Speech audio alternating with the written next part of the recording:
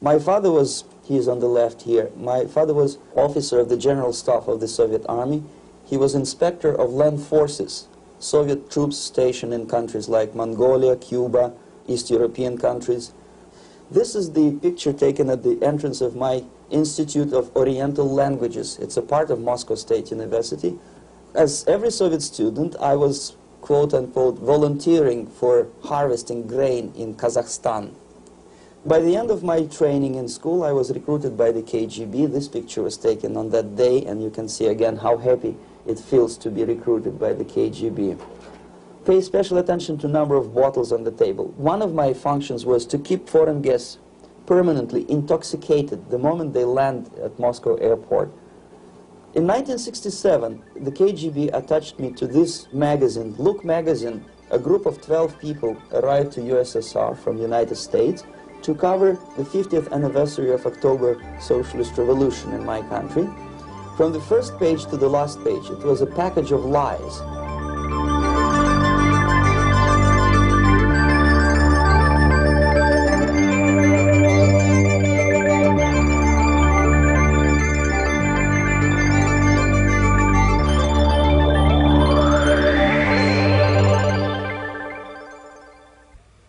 Our conversation is with Mr. Yuri Alexandrovich Bezmenov. Mr. Bezmenov was born in 1939 in a suburb of Moscow. He was the son of a high-ranking Soviet Army officer.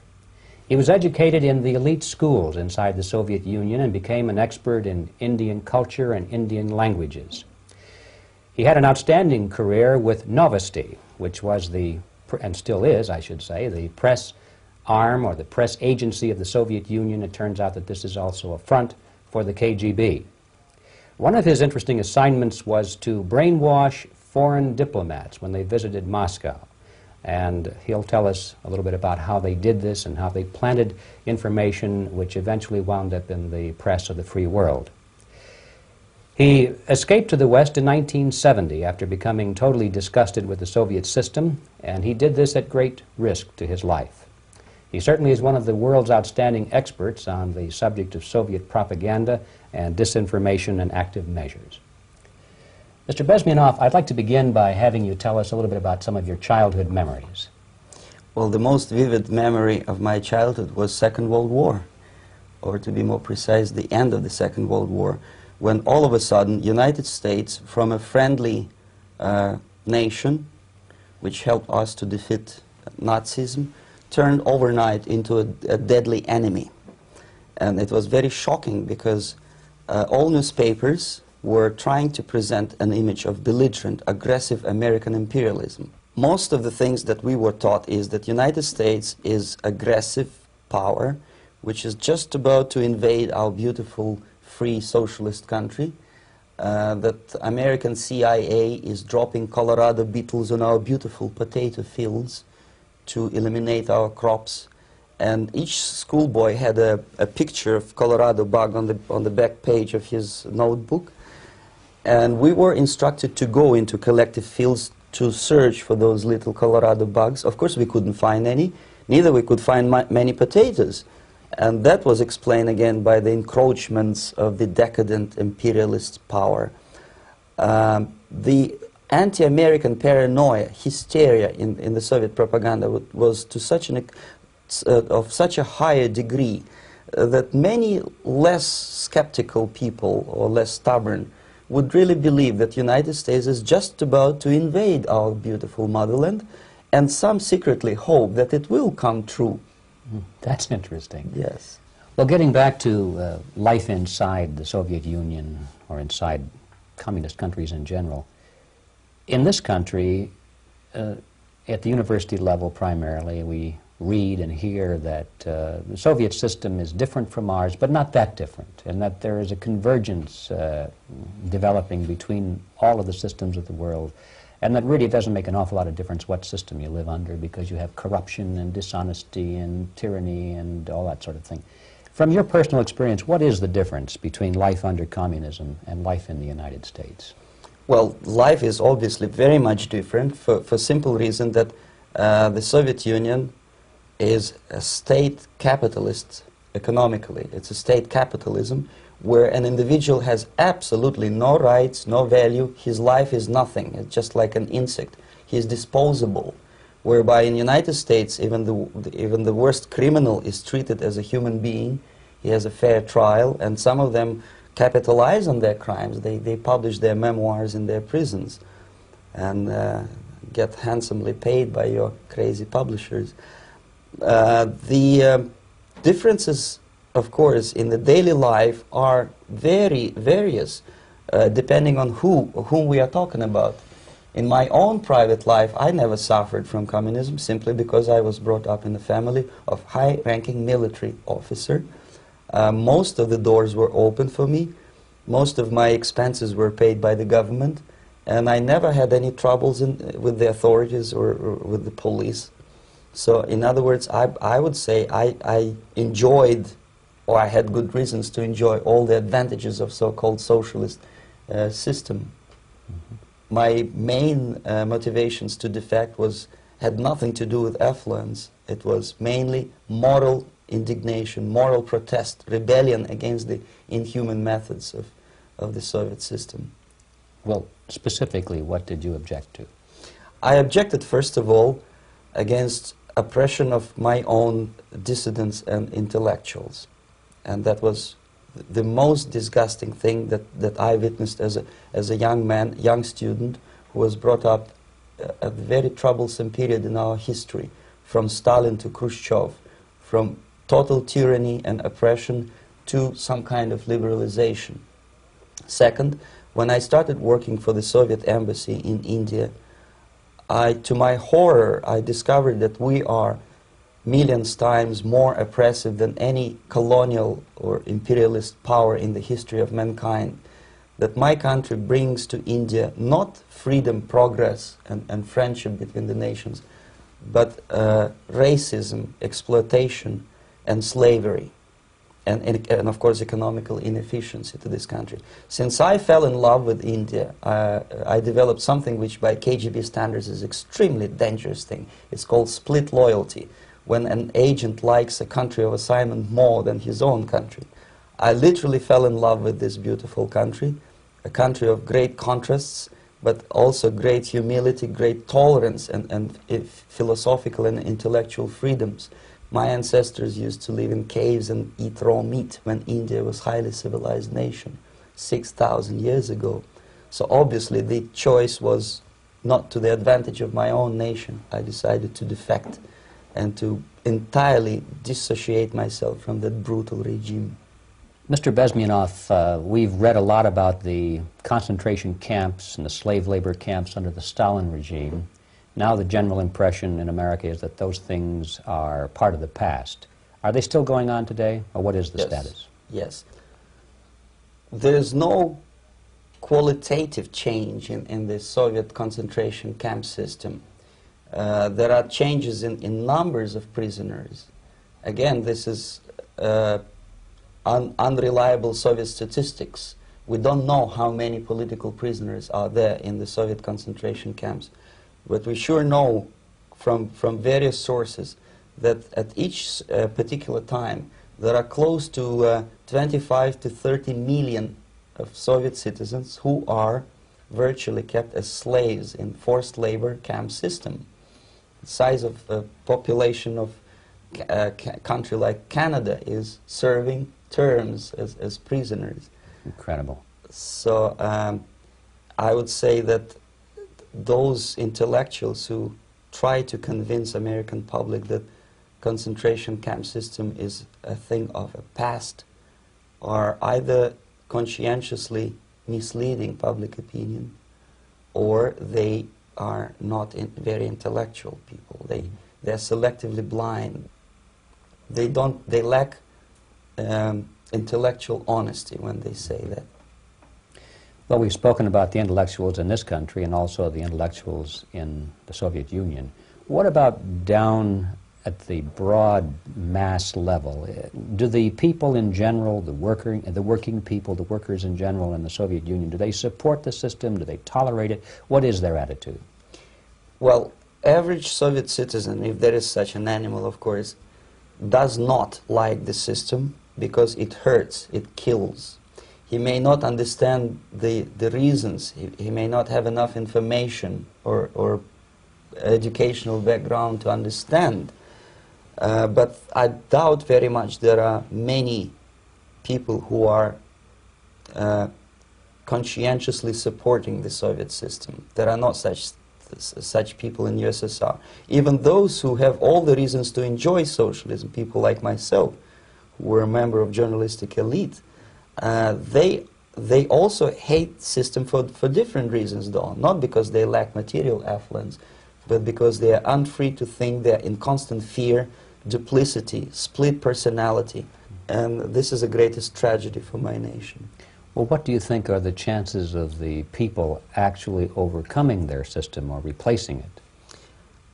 There is a great possibility that system will sooner or later be destroyed from within. There is a self-destructive mechanism built into any socialist or communist or fascist system, because there is lack of feedback, because the system does not rely upon loyalty of population. But until this Soviet junta is being supported by the Western so-called imperialists, that is, multinational companies, establishments, governments, and let's face it, intellectuals, so-called academia in the United States is famous for supporting the Soviet system. As long as the Soviet junta will keep on receiving credits, money, technology, grain deals, and political recognition from all these traitors of democracy or freedom, there is no hope, there is not much hope for changes in my country, and the system will not collapse by itself simply because it's being nourished by so-called American imperialism. This is the greatest paradox in history of mankind, when capitalist world supports and actively nourishes its own destroyer, destructor. I think you're trying to tell us something in this country. Mm-hmm.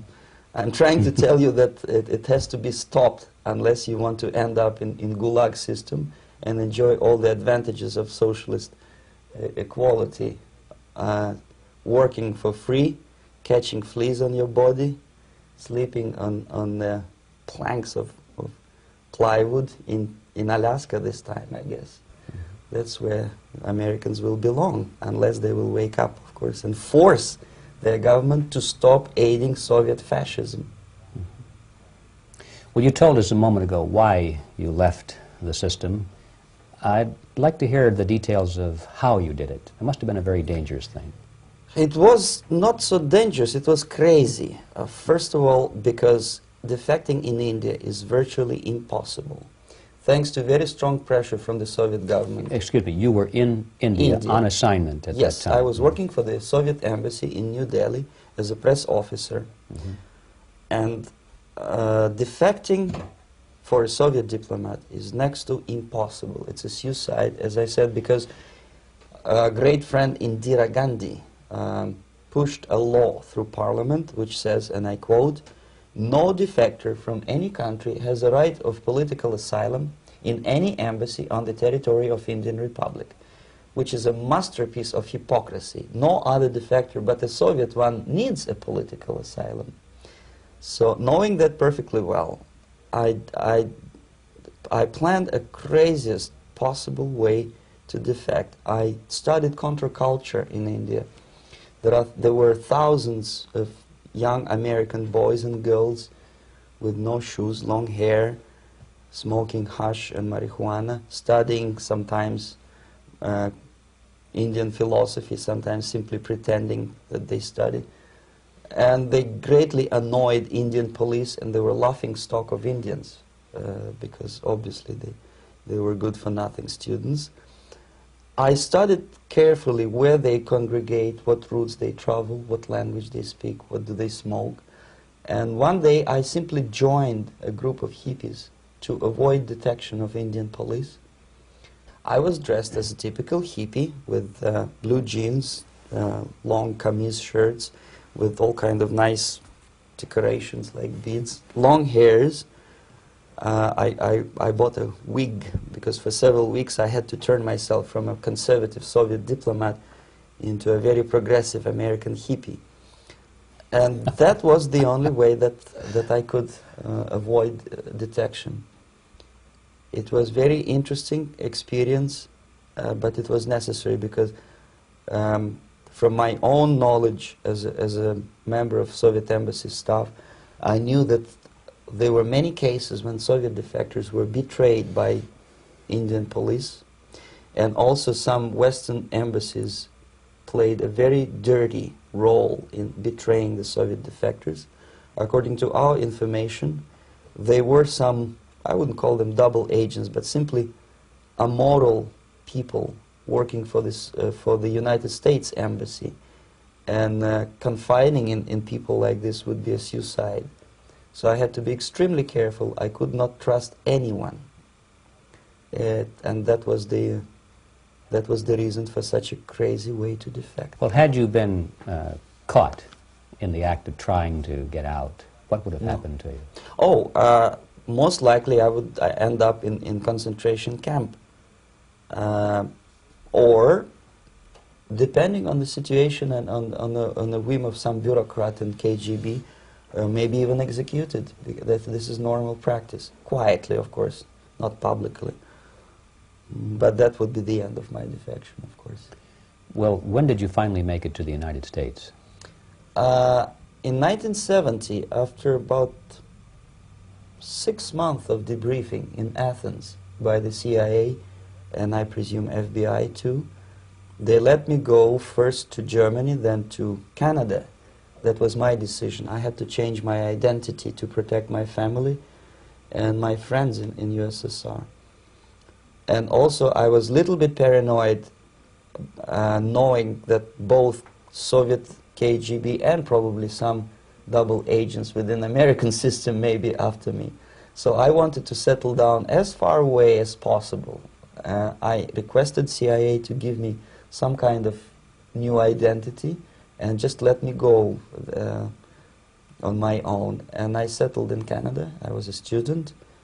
I changed many professions, from farm help and laundry truck driver to language instructor and broadcaster for Canadian Broadcasting Corporations in Montreal.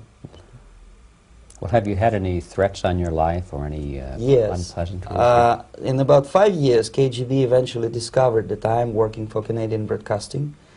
I made a very big mistake. I started working for overseas service of CBC, which is similar to Voice of America, in Russian language. And of course, monitoring service in USSR picked up every new voice. Every new announcer, they would make it a point to discover who he is. And in 5 years, sure enough, slowly but surely, they discovered that I am not Thomas Schumann, that I am Yuri Alexandrovich Bezmenov, and that I am working for Canadian Broadcasting, and undermining beautiful détente between Canada and USSR. And the Soviet ambassador Alexander Yakovlev made it his personal effort to discredit me. He complained to Pierre Trudeau, who is known to be a little bit soft on socialism. And the management of CBC behaved in a very strange, cowardly way, unbecoming to representatives of an independent country like Canada.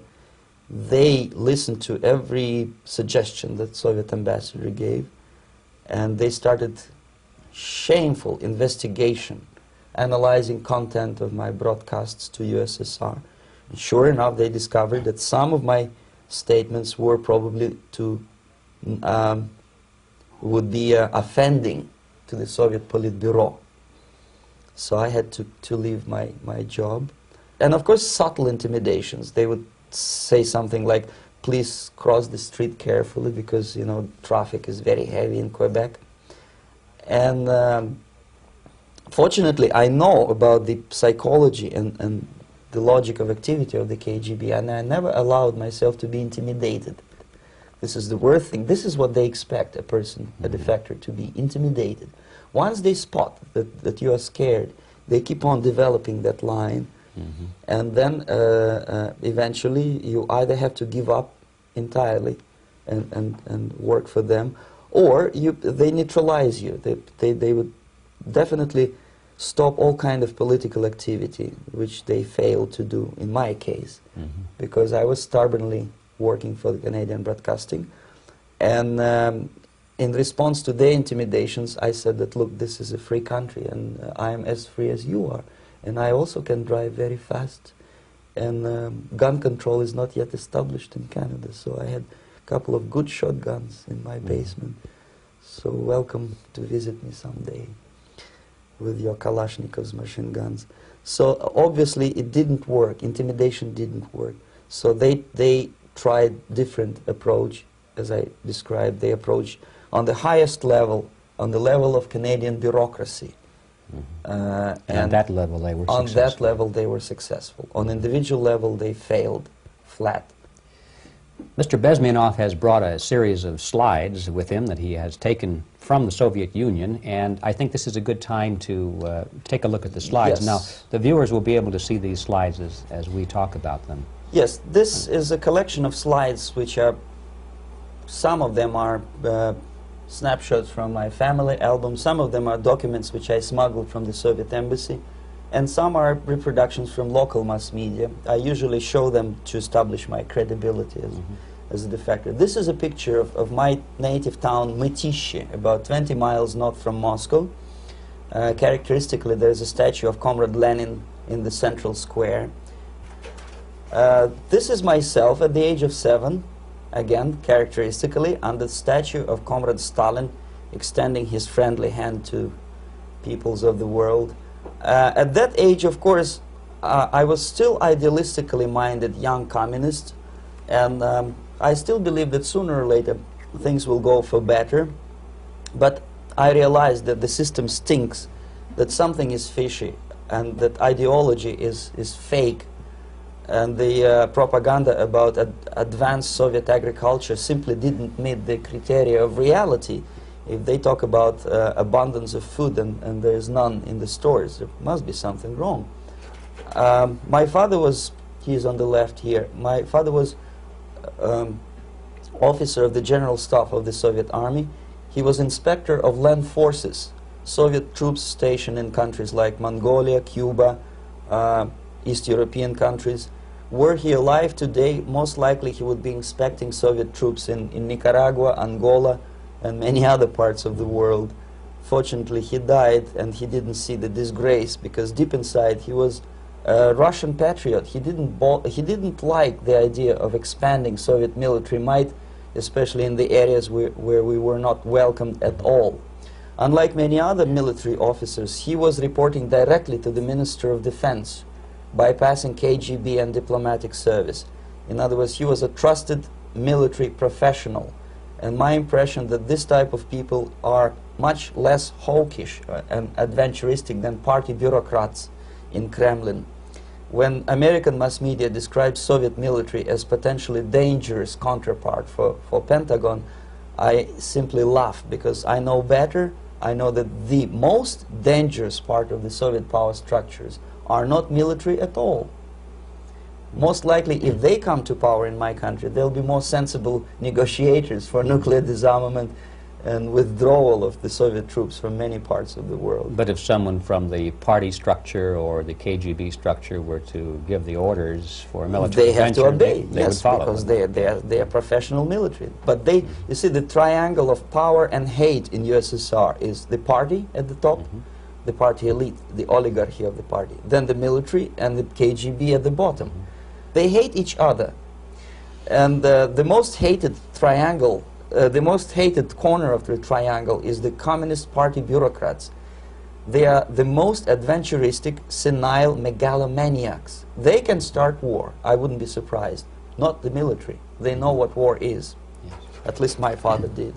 This is the picture taken at the entrance of my Institute of Oriental Languages. It's a part of Moscow State University. I graduated in 1963. Now, excuse me, which one were you on? I am on the right. You're on the right. And on the left is my my schoolmate Vadim Smirnov, who later was a apparatchik in the Central Committee of the Soviet Union Communist Party. What is an apparatchik? It's a functionary, something like civil service in British Empire. Someone who is never fired from the service. He stays there internally. He may not be promoted too high, but he's a dependable bureaucrat who will stay forever. I studied not only languages, but also history, literature, even music. I'm on this picture, I'm trying to learn how to play Indian musical instrument. I even tried to look like an Indian when I was second-year student. Not bad, right? Yes, actually it was strongly encouraged by the instructors in my school, because the graduates of my school were later on employed as diplomats, foreign journalists, or spies. As every Soviet student, I was quote-unquote volunteering for harvesting grain in Kazakhstan. This is a biggest agricultural blunder of the Soviet government. But I didn't have much choice, of course, because the communist motto borrowed from the Bible says, "Those who do not work shall not eat." And you can see me eating, therefore I was working, and you can see how happy I was about it. I went through a very extensive physical and military training, including the military games in areas, suburban areas of Moscow. And here, for example, we are on a tour in Arkhangelsk area. And by the end of my training in school, I was recruited by the KGB. This picture was taken on that day, and you can see again how happy it feels to be recruited by the KGB. Our conversation with Yuri Alexandrovich Bezmenov, who is a defector from the Soviet Union, a former propaganda agent for Novosti and the KGB, will continue after this message.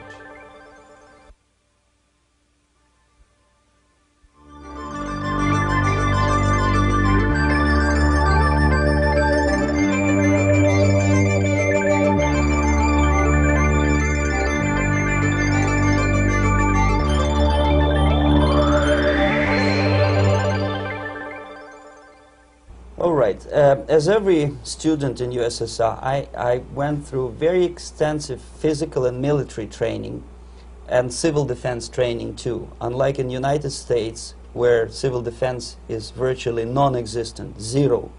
In USSR, every student, whatever his major subject, has to go through very extensive 4-year military and civil defense training. You can see me here with a group of students during one of the war games near Moscow. The main idea, of course, is to prepare a huge reserve army of the USSR. Each student has to graduate as a junior lieutenant. In my case, it was administrative and military intelligence service. My first assignment was to India as a translator with the Soviet Economical Aid Group, building refinery complexes in Bihar state and Gujarat state. At that time, I was still naively, idealistically believing that what I was doing contributes to the understanding and cooperation between the nations. It took me quite a number of years to realize that what we were bringing to India was a new type of colonialism, 1,000 times more oppressive and exploitative than any colonialism or imperialism in history of mankind. But at that time, I was still hoping that, well, maybe it's not that bad, could be worse, and things may go for better. And I even tried to implement the beautiful Marxist motto, "Proletarians of all the countries unite." I tried to unite with a nice Indian girl, and I was fascinated by Indian culture, by the family life in this country. But obviously, Communist Party had different plans for my genes, so I had to marry this beautiful Russian girl. In the span of my career, I married 3 times. Most of these marriages were marriages of convenience, on advice from the Department of Personnel. This is normal practice in USSR. When a Soviet citizen is assigned to a foreign job, he has to be married, either to keep family in USSR as hostages, or, if it's a convenience marriage like mine, so that the husband and wife are virtually informers on each other to prevent defection or contamination by decadent imperialist or capitalist ideas. In my case, I hated that girl so much that the moment I landed in Moscow, we were divorced, and I married later, second time. By the end of my first assignment in India, I was promoted to the position of public relation officer. You can see me here translating a speech by a Soviet boss. And you're on the right. I'm on the right here, yes. And it was, the occasion was commissioning of the refinery complex in Bihar, Barauni. Back in Moscow, I was immediately recruited by Novosti Press Agency, which is a propaganda and ideological subversion front for the KGB. 75% of the members of the Novosti are commissioned officers of the KGB. The other 25 are, like myself, co-opted agents who are assigned to specific operations. In this particular case, you can see me talking to students of Lumumba Friendship University in Moscow. This is a huge school under the direct control of the KGB and Central Committee, where future leaders of the so-called national liberation movements are being educated and selected carefully. And some of them have absolutely, this, for example, is a group of students from Lumumba. They don't look like students at all. They look more like military, and that's exactly what they were. They were dispatched back to their countries to be leaders of the so-called national liberation movements, or to be translated into normal human language, leaders of international terrorist groups. Another area of activity when I was working for the Novosti was to accompany groups of so-called progressive intellectuals, writers, journalists, publishers, teachers, professors of colleges. You can see me here in Kremlin. I'm second on the left, with a group of Pakistani and Indian intellectuals. Most of them pretended they don't understand that we are actually working on behalf of the Soviet government and the KGB. They pretended that they are actually being guests, VIP intellectuals, that they are treated according to their merits and their intellectual abilities. For us, they were just a bunch of political prostitutes to be taken advantage for various propaganda operations. Therefore, you can see perfectly well the senior colleague of mine on the left doesn't really have that much respect on his face, and myself with a very skeptical smile, typical KGB sarcastic smile, anticipating another victim of ideological brainwashing. This is how a typical conference in Novosti headquarters in Moscow looked like. Sitting in the middle is Boris Burkov, the then director of Novosti Press Agency, high-ranking party bureaucrat in the Department of Propaganda. I am standing next to a famous Indian poet, Sumitranandan Pant. He was famous because he was an author. He was the author of a famous poem titled Rhapsody to Lenin. That's why he was invited to USSR, and everything was paid by the Soviet government. Pay special attention to number of bottles on the table. This is one of the ways to kill the awareness or curiosity of foreign journalists. One of my functions was to keep foreign guests permanently intoxicated the moment they land at Moscow airport. I had to take them to the VIP lounge and toast to friendship and understanding between the nations of the world, glass of vodka, then a second glass of vodka, and in no time my guests would be feeling very happy. They would see everything in kind of pink, nice color, and that's the way I had to keep them permanently for the next 15 or 20 days. At a certain point in time, I had to withdraw alcohol from them so that some of them, who are the most recruitable, would feel a little bit shaky, guilty, trying to remember what they were talking last night. That's the time to approach them with all kind of nonsense, such as joint communique or statement for Soviet propaganda. That's the time they are the most flexible.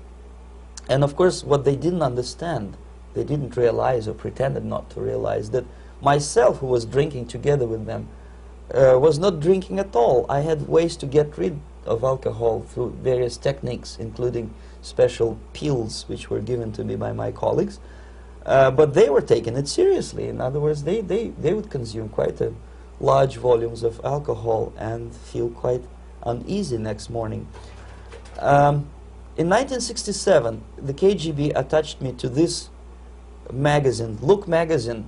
A group of 12 people arrived to USSR from United States to cover the 50th anniversary of October Socialist Revolution in my country. From the first page to the last page, it was a package of lies, propaganda cliché, which were presented to American readers as opinions and deductions of American journalists. Nothing could be far from truth. These were not opinions. They were not opinions at all. They were the clichés which the Soviet propaganda wants American public to think that they think. If it does make any sense at all. It sure does, because from the viewpoint of the Soviet propaganda, although there are some subtle criticism of the Soviet system, the basic message is that Russia today is a nice, functioning, efficient system supported by majority of population. That's the biggest lie.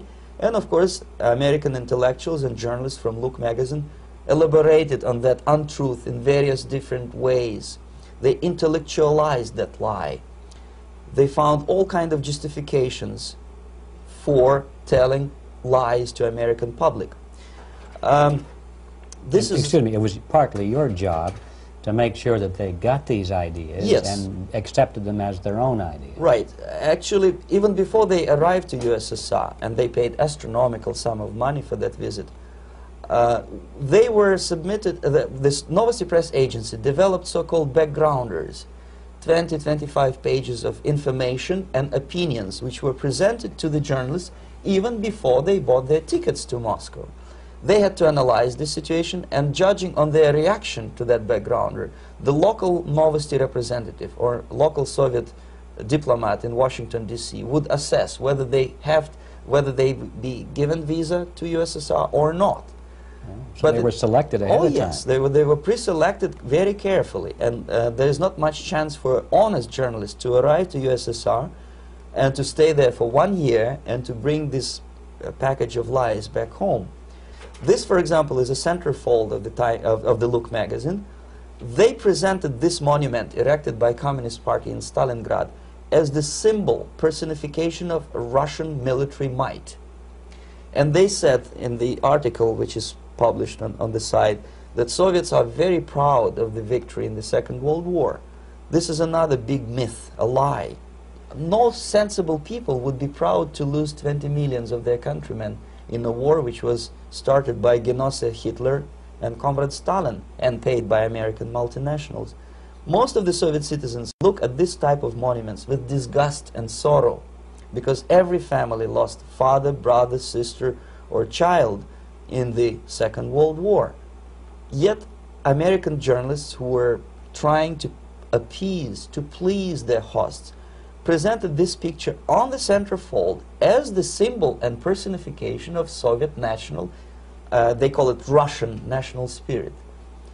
And it was greatest misconception and a very tragic misunderstanding. Of course, Look magazine was not distributed in USSR. The main audience was in United States.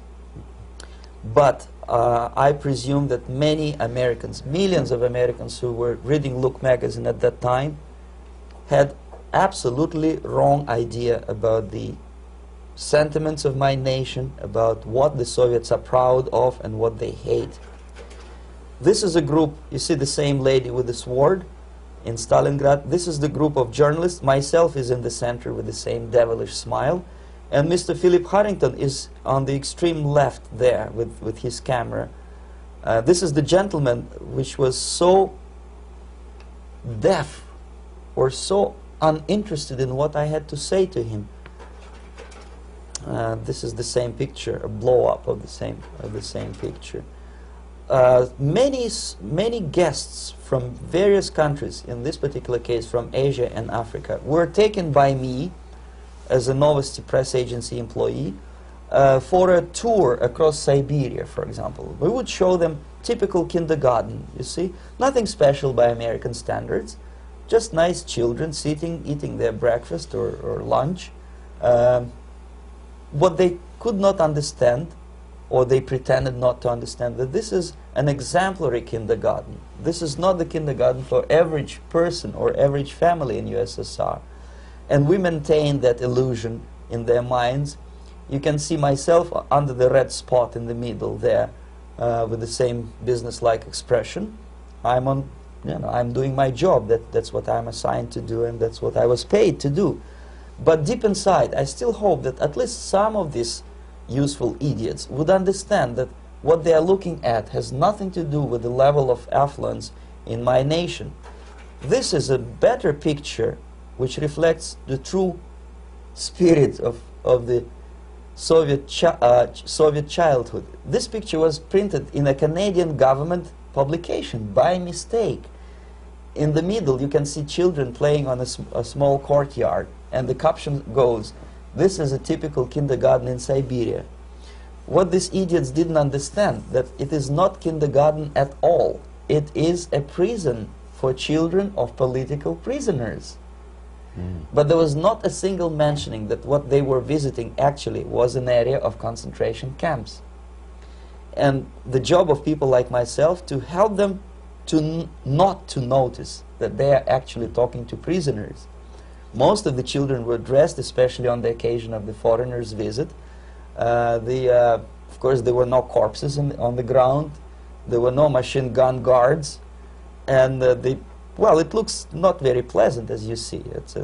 It looks dull, but obviously it does not create an impression that this is actually a prison. Well, did any of the journalists have the curiosity to ask about prisons and that kind of thing? Yes. They were in Siberia. Yes. This is what you associate. Yes, some of them asked questions, and naturally we would give them, for the stupid question, we give them stupid answer. No, there are no prisons in Siberia. No, most of the people who you see are free citizens of USSR. They are very happy to be here, and they are contributing to the glory of the socialist system.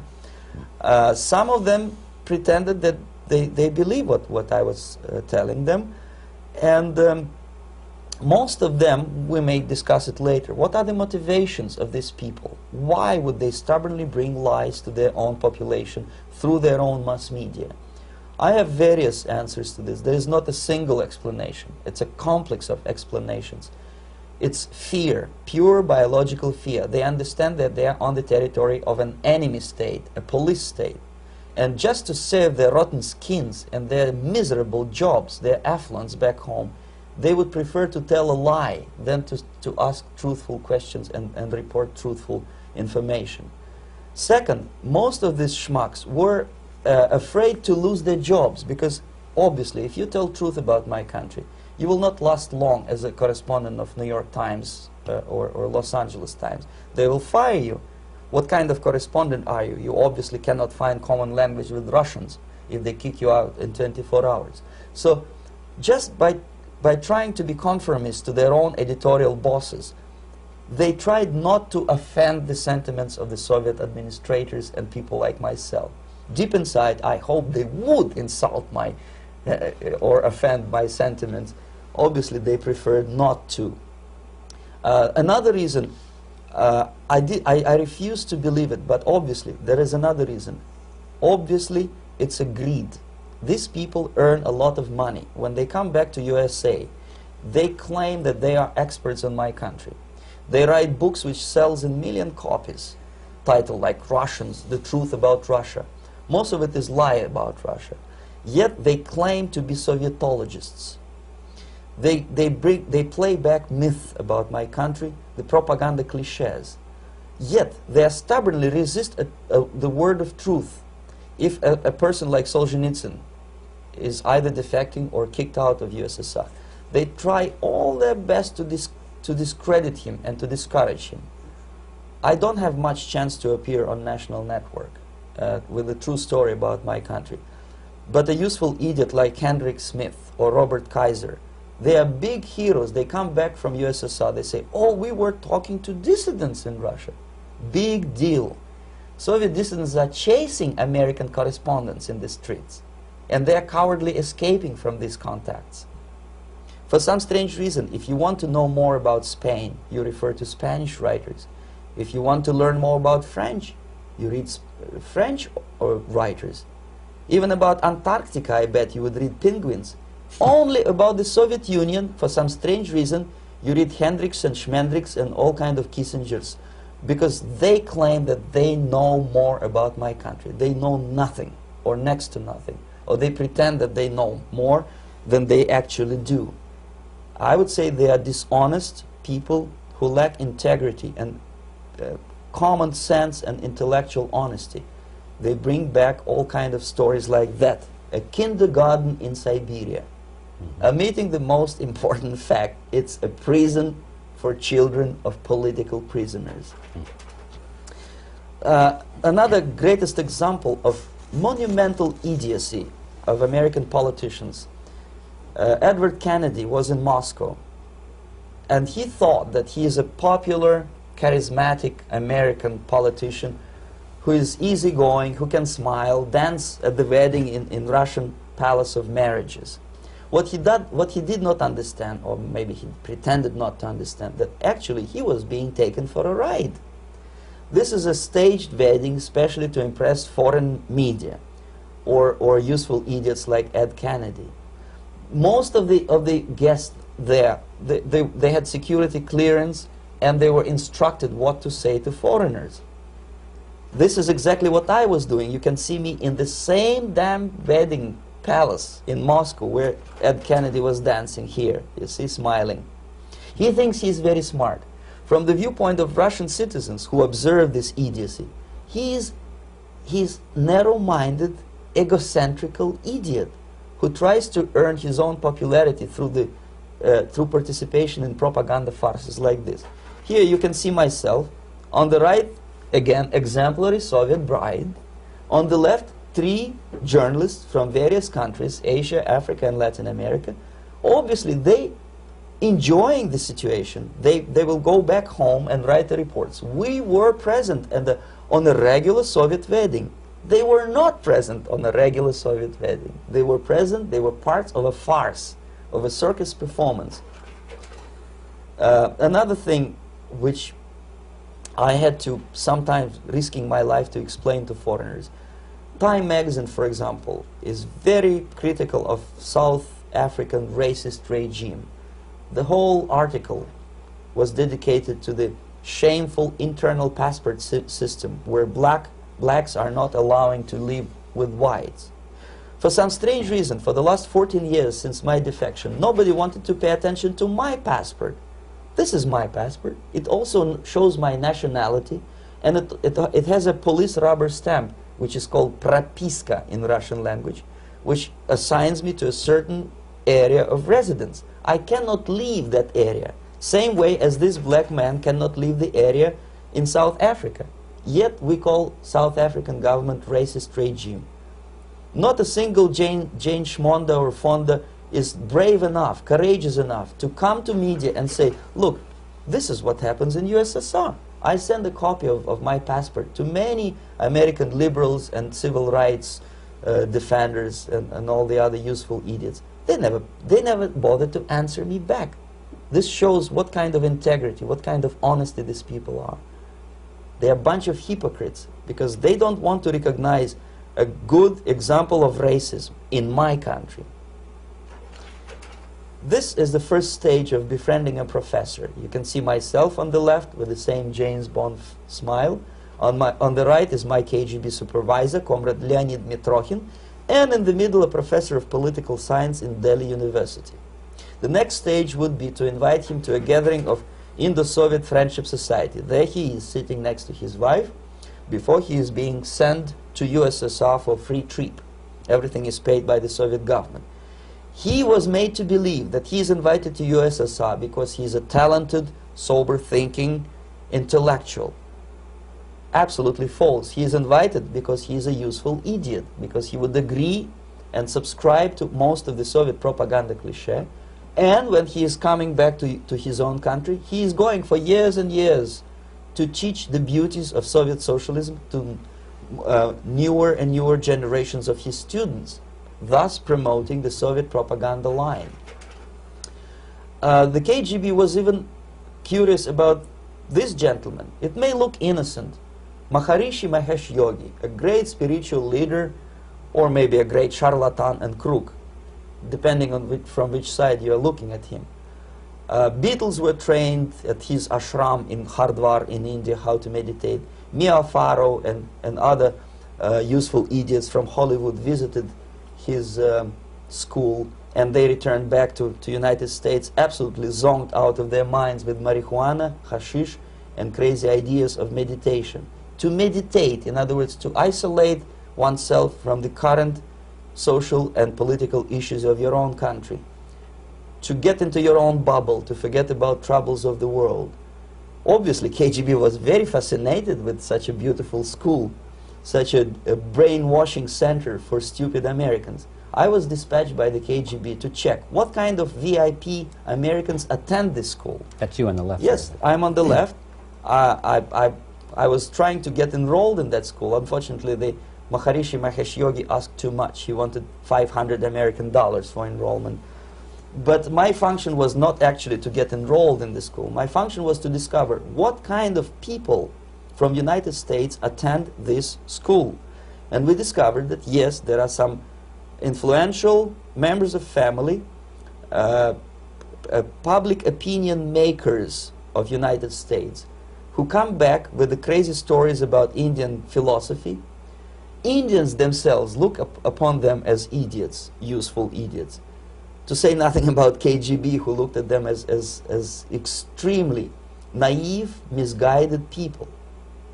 Obviously, a VIP, say a wife of a congressman, or a prominent Hollywood personality, after being trained in that school, is much more instrumental in the hands of manipulators of public opinion and KGB than a normal person who understands, who looks through this type of fake religious training. Well, why would they be more susceptible to manipulation? I just mentioned that because, you see, a person who is too much involved in introspective meditation. You see, if you carefully look what Maharishi Mahesh Yogi is teaching to Americans, is that most of the problems, most of the burning issues of today can be solved simply by meditating. Don't rock the boat. Don't get involved. Just sit down, look at your navel, and meditate. And the things, due to some strange logic, due to cosmic vibration, will settle down by themselves. This is exactly what the KGB and Marxist-Leninist propaganda wants from Americans, to distract their opinion, attention, and mental energy from real issues of the United States into a non-issues, into a non-world, non-existent harmony. Obviously, it's more beneficial for the Soviet aggressors to have a bunch of duped Americans than Americans who are self-conscious, healthy, physically fit, and alert to the reality. Maharishi Mahesh Yogi obviously is not on the payroll of the KGB. But whether he knows it or not, he contributes greatly to demoralization of American society. And he's not the only one. There are hundreds of those gurus who come to your country to capitalize on naivete and stupidity of Americans. It's a fashion. It's a fashion to meditate. It's a fashion not to be involved. So obviously, you can see that if KGB were that curious, if they paid my trip to Hardwar, if they assigned me to that strange job, obviously they were very much fascinated. They were convinced that that type of brainwashing is very efficient and instrumental in demoralization of the United States. Our conversation with Yuri Alexandrovich Bezmenov, who is a defector from the Soviet Union, a former propaganda agent for Novosti and the KGB, will continue after this message.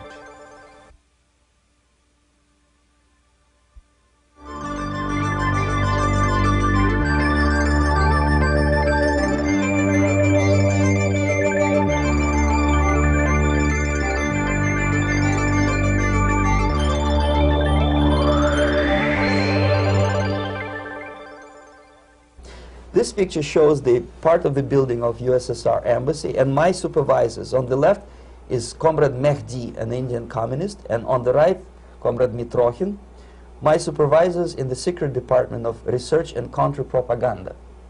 It has nothing to do with either research or counter-propaganda. Most of the activity of that department was to compile huge volume of information on individuals who were instrumental in creating public opinion.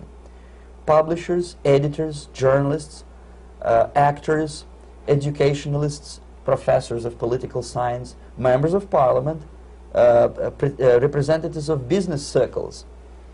Most of these people were divided roughly in two groups. Those who would toe the Soviet foreign policy, they would be promoted to the positions of power through media and public opinion manipulation. Those who refused the Soviet influence in their own country would be character assassinated or executed physically come revolution. Same way as in the small town of Hue in South Vietnam, several thousands of Vietnamese were executed in one night when the city was captured by Viet Cong for only 2 days. And American CIA could never figure out how could possibly communists know each individual, where he lives, where to get him, and would be arrested in one night, basically in some 4 hours before dawn, put on a van, taken out of the city limits and shot. The answer is very simple. Long before communists occupied the city, there was extensive network of informers, local Vietnamese citizens, who knew absolutely everything about people who are instrumental in public opinion, including barbers and taxi drivers. Everyone who was sympathetic to the United States was executed. Same thing was done under the guidance of the Soviet embassy in Hanoi, and same thing I was doing in New Delhi. To my horror, I discovered that in the files where people were doomed to execution, there were names of pro-Soviet journalists with whom I was personally friendly. Pro-Soviet? Yes. They were idealistically minded leftists who made several visits to USSR, and yet the KGB decided that come revolution or drastic changes in political structure of India, they will have to go. Why is that? Because they know too much. Simply because, you see, the useful idiots, the leftists who are idealistically believing in the beauty of Soviet socialist or communist or whatever system, when they get disillusioned, they become the worst enemies. That's why my KGB instructors specifically made a point, never bother with leftists. Forget about these political prostitutes. Aim higher. This was my instruction. Try to get into large circulation, established conservative media. Rich, filthy rich movie makers, intellectuals, so-called academic circles. Cynical, egocentric people who can look into your eyes with angelic expression and tell you a lie. These are the most recruitable people, people who lack moral principles, who are either too greedy or too suffer from self-importance. They feel that they matter a lot. These are the people who KGB wanted very much to recruit. But to eliminate the others, to execute the others, don't they serve some purpose? Wouldn't they be the ones they rely on? They serve purpose only at the stage of destabilization of a nation. For example, your leftists in United States, all these professors and all these beautiful civil rights defenders, they are instrumental in the process of the subversion only to destabilize a nation. When their job is completed, they are not needed anymore. They know too much. Some of them, when they get disillusioned, when they see that Marxist-Leninists come to power, obviously they get offended. They think that they will come to power. That will never happen, of course. They will be lined up against the wall and shot. But they may turn into the most bitter enemies of Marxist-Leninists when they come to power. And that's what happened in Nicaragua. You remember most of these former Marxist-Leninists were either put to prison or one of them split and now he's working against Sandinistas. It happened in Grenada when Maurice Bishop was already a Marxist. He was executed by a new Marxist who was more Marxist than this Marxist. Same happened in Afghanistan when first there was Taraki, he was killed by Amin, then Amin was killed by Babrak Karmal with the help of KGB. Same happened in Bangladesh when Mujibur Rahman, very pro-Soviet leftist, was assassinated by his own Marxist-Leninist military comrades. It's the same pattern everywhere.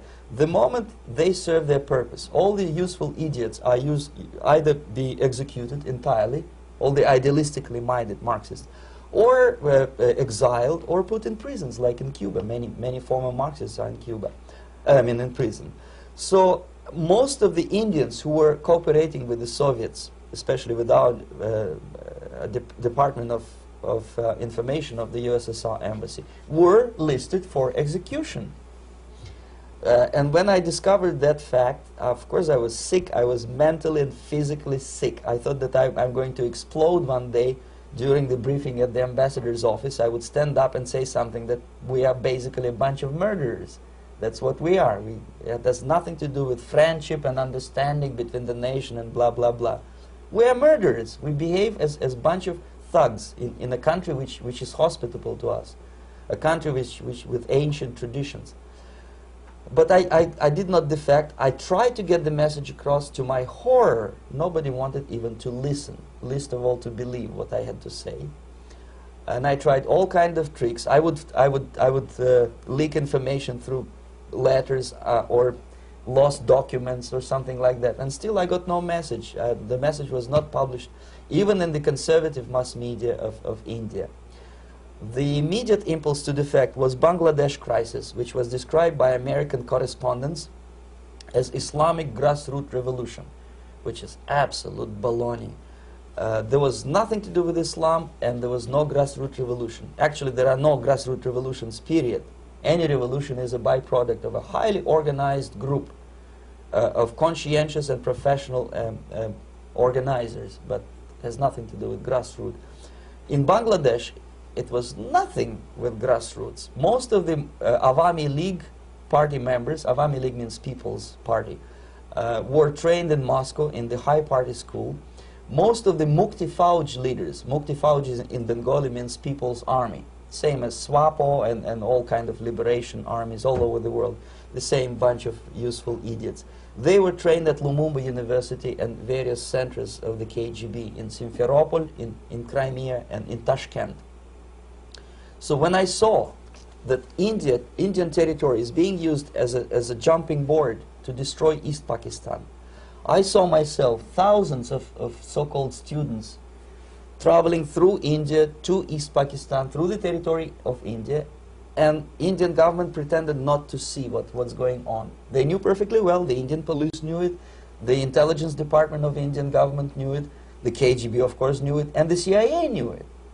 That was most infuriating, because when I defected and I explained to the CIA debriefers they should watch out because East Pakistan is going to erupt any moment, they said I was reading too many James Bond novels. Anyway, so East Pakistan was doomed. One of my colleagues in the Soviet consulate in Calcutta, when he was dead drunk, he ventured into the basement to relieve himself, and he found big boxes which said printed matter to Dhaka University. Dhaka is the capital of East Pakistan. And since he was drunk and curious, he opened one of the boxes and he discovered not printed matter. He discovered Kalashnikov guns and ammunition in there. Anyway, it's a long story. When I saw the preparations for the invasion into East Pakistan, obviously I wanted to defect immediately. The only thing I couldn't at that time make up my mind when and where and how. One of the reasons, of course, you see, I was in love with India. I mentioned it before. I spoke the languages. I socialized with people. And I understood that I had to act fast unless I want this beautiful country to be permanently and irreparably damaged by our presence. One of the reasons not to defect was, as you can see, I was living in relative affluence. Who the hell in a normal mind would defect and do what? To be abused by your media, to be called McCarthyist and fascist and paranoid, or to drive a taxi in New York City? What for? What the hell for should I defect? To be abused by Americans, to be insulted in exchange for my effort to bring the truthful information about impending danger of subversion. As you can see, I was living in quite a comfortable conditions next to swimming pool, where Indians were not allowed, by the way. I was highly paid expert in propaganda. I had my family. I was respected by my nation. My career was cloudless. The third reason, how to defect with the family. To defect with the baby and the wife would be virtual suicide, because according to law, that hypocritical law which I quoted before, the Indian police will have to hand me over back to the KGB, and that will be the end of my defection and probably my life. Again, I cannot smuggle my wife because she was not quite sure what I was doing.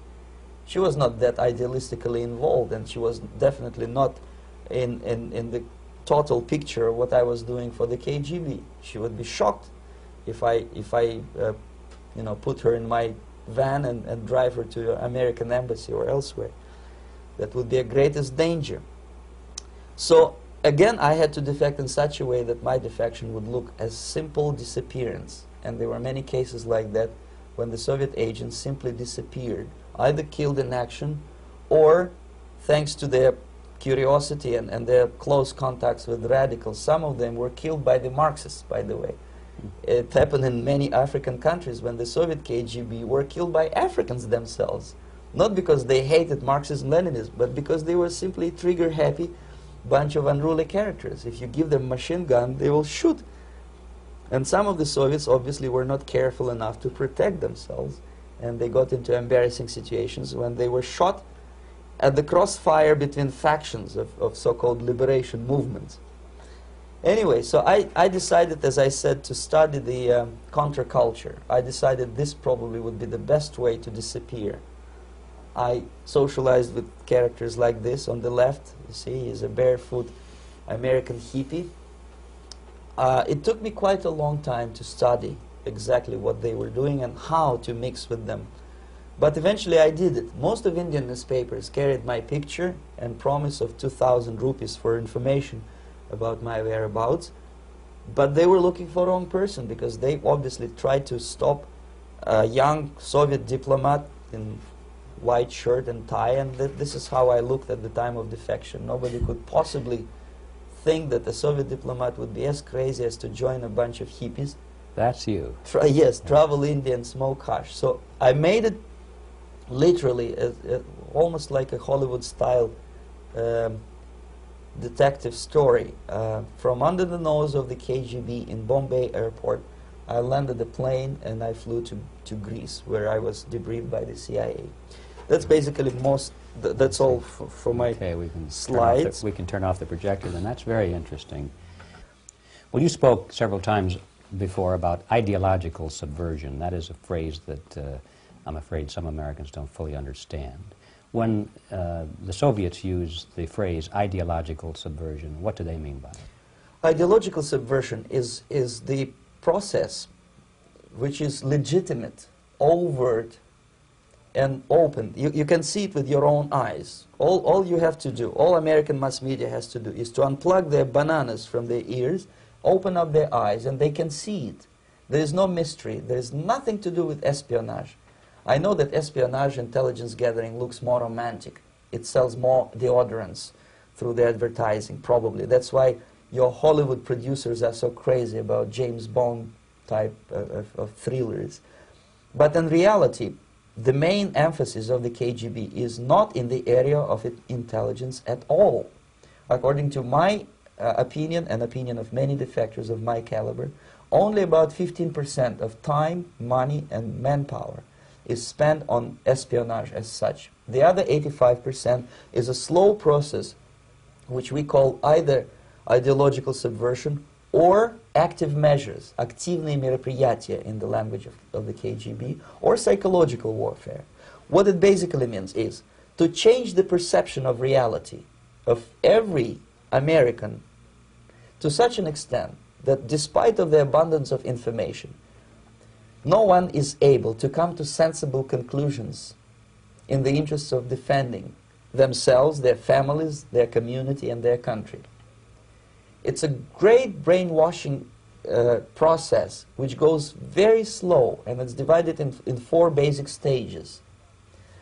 The first one being demoralization. It takes from 15 to 20 years to demoralize a nation. Why that many years?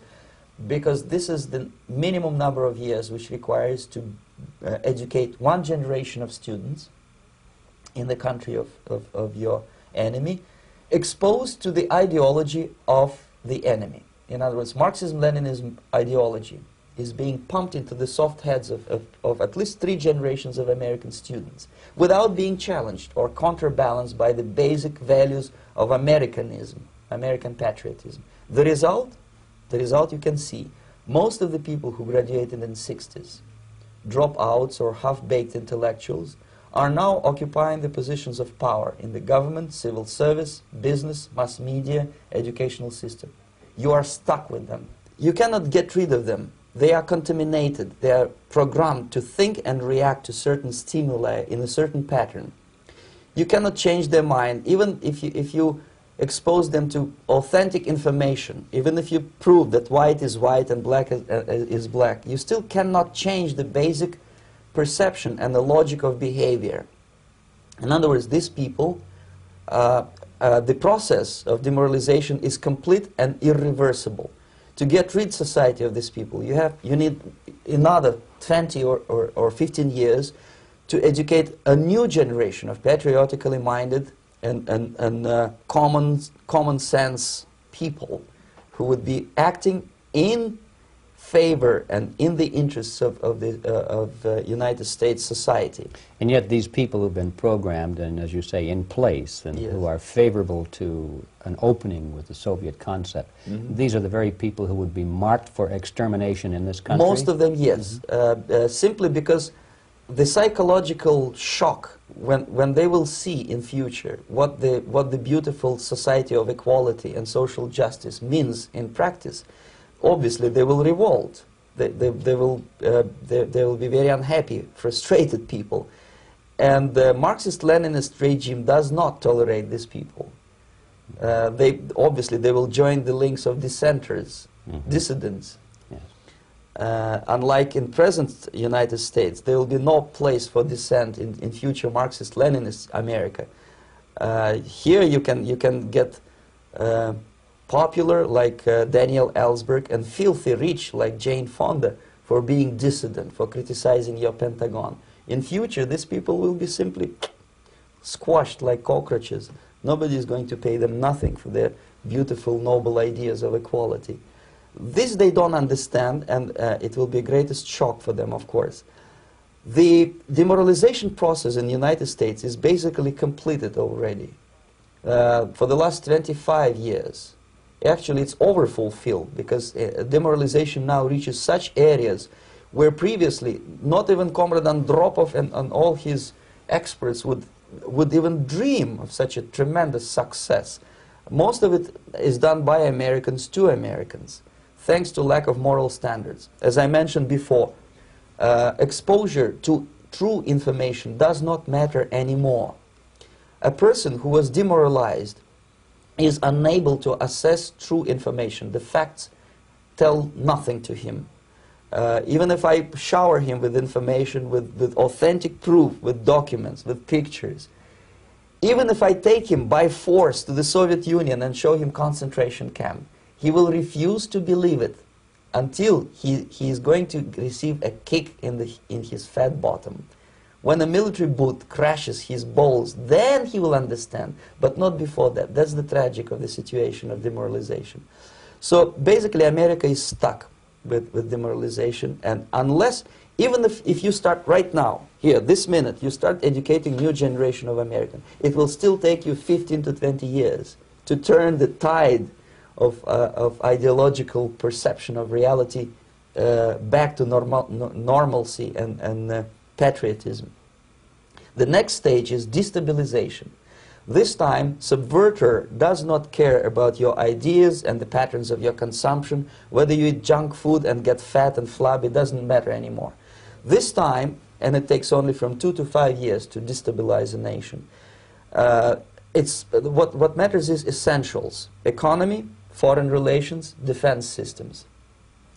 And you can see it quite clearly that in some areas, in such sensitive areas as defense and economy, the influence of Marxist-Leninist ideas in the United States is absolutely fantastic. I could never believe it 14 years ago when I landed in this part of the world, that the process will go that fast. The next stage, of course, is crisis. It may take only up to 6 weeks to bring a country to the verge of crisis. You can see it in Central America now. And after crisis, with a violent change of power, structure, and economy, you have so-called the period of normalization. It may last indefinitely. Normalization is a cynical expression borrowed from Soviet propaganda. When the Soviet tanks moved into Czechoslovakia in '68, Comrade Brezhnev said, "Now the situation in brotherly Czechoslovakia is normalized."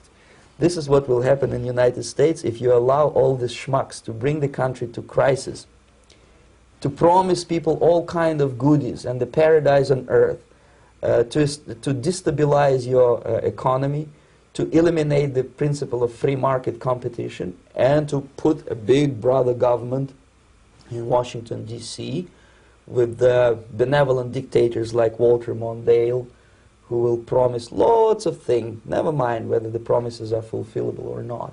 He will go to Moscow to kiss the bottoms of new generation of Soviet assassins, never mind. He will create false illusions that the situation is under control. Situation is not under control. Situation is disgustingly out of control. Most of the American politicians, media, and educational system trains another generation of people who think they are living at a peacetime. False. United States is in a state of war, undeclared total war against the basic principles and the foundations of this system. And the initiator of this war is not Comrade Andropov, of course. It's the system. However ridiculous it may sound, the world communist system or the world communist conspiracy, whether I scare some people or not, I don't give a hoot. If you are not scared by now, nothing can scare you. But you don't have to be paranoid about it. What actually happens now, that unlike myself, you have literally several years to live on unless the United States wake up. The time bomb is ticking. With every second, the disaster is coming closer and closer. Unlike myself, you will have nowhere to defect to, unless you want to live in Antarctica with penguins. This is it. This is the last country of freedom and possibility. Okay, so what do we do? What is your recommendation to the American people? Well, the immediate thing that comes to my mind is, of course, there must be a very strong national effort to educate people in the spirit of real patriotism, number one. Number two, to explain them the real danger of socialist, communist, whatever, welfare state, big brother government. If people will fail to grasp the impending danger of that development, nothing ever can help United States. You may kiss goodbye to your freedom, including freedoms to homosexuals, to prison inmate. All this freedom will vanish, evaporate in 5 seconds, including your precious lives. The second thing, the moment at least part of United States population is convinced that the danger is real, they have to force their government. And I'm not talking about sending letters, signing petitions, and all this beautiful, noble activity. I'm talking about forcing United States government to stop aiding communism. Because there is no other problem more burning and urgent than to stop the Soviet military-industrial complex from destroying whatever is left of the free world. And it is very easy to do. No credits, no technology, no money, no political or diplomatic recognition, and of course no such idiocy as grain deals to USSR. The Soviet people, 270 millions of Soviets, will be eternally thankful to you if you stop aiding a bunch of murderers who sit now in Kremlin and whom President Reagan respectfully calls government. They do not govern anything, least of all such complexity as the Soviet economy. So two very simple, maybe too simplistic answers or solutions, but nevertheless they are the only solutions. Educate yourself, understand what's going on around you. You are not living at a time of peace. You are in a state of war, and you have precious little time to save yourself. You don't have much time, especially if you are talking about young generation. There is not much time left for convulsions and sexual masturbation to the beautiful disco music. Very soon it will go, just overnight. If we are talking about capitalists or wealthy businessmen, I think they are selling the rope on which they will hang very soon. If they don't stop, if they cannot curb their unsettled desire for profit, and if they keep on trading with the monster of the Soviet communism, they are going to hang very soon. And they will pray to be killed, but unfortunately they will be sent to Alaska probably to manage industry of slaves. It's simplistic. I know it sounds unpleasant. I know Americans don't like to listen to things which are unpleasant. But I have defected not to tell you the stories about such idiocy as microfilm, James Bond type espionage. This is garbage. You don't need any espionage anymore. I have come to talk about survival. It's a question of survival of this system. You may ask me, what is it in for me? Survival, obviously, because unlike, as I said, I am now in your boat. If we sing together, we'll sing beautifully together. There is no other place on this planet to defect to.